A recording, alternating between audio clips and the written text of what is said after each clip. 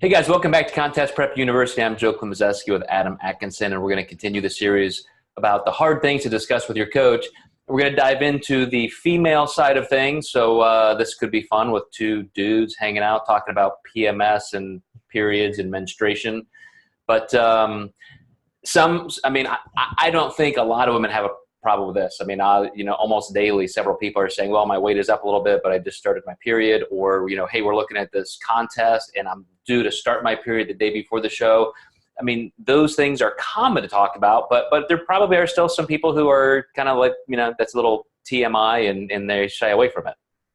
Yeah, there's definitely some shyness when I get the first time someone tells me that. And, there's no reason to have to worry. We hear pretty much everything. And so I'm really honestly open and receptive to hearing my clients' feedback. And, there's nothing we can do from a coaching perspective on making that cycle go away. But with the data that we're getting shedding of the uterine lining, and we're definitely going to hold some weight because of that. And then it's just always good to plan on that monthly, just knowing that the data is going to be a little skewed from, having your cycle once a month.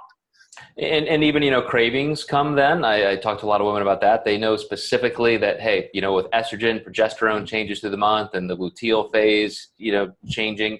All of these things lead to tremendous amounts of variables that can affect that data, but also simply how you feel. And just, your coach knowing that can be very helpful. And then, I mentioned the fact that, leading into the show, you may have to even adjust your plan a little bit. If you really do, hold a lot of water, you feel a little bit bloated or uncomfortable, maybe even retaining literal, fluid, there may be something you have to do as a plan B going into a Friday or Saturday of the show.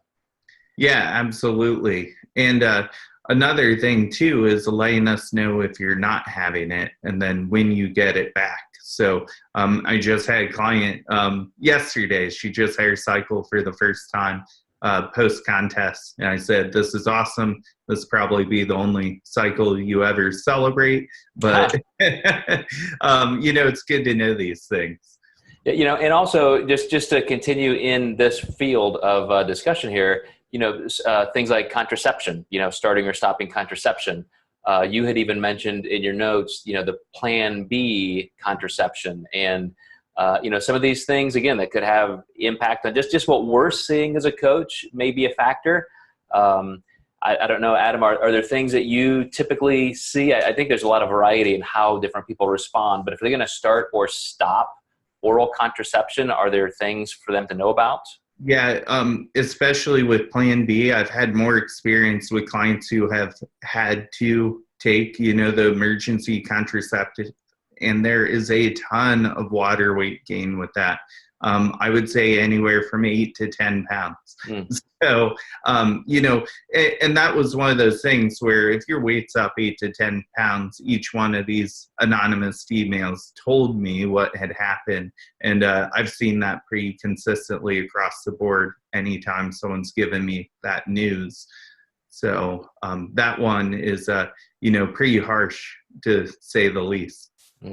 Another thing that, the final thing that I'll probably jump in here with is pregnancy. I've had a lot of clients who, it's not that they're not going to tell you that, but they feel like, hey, we've been working toward this particular goal, and now I feel bad telling you that I'm pregnant, and I have to stop. And, I would be the first one to say, are you kidding me? Why would you feel bad?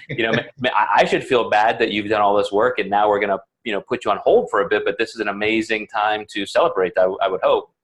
Yeah, I've had that happen a couple times too. And even towards the end of contest prep and, you just guide them nutritionally out of that.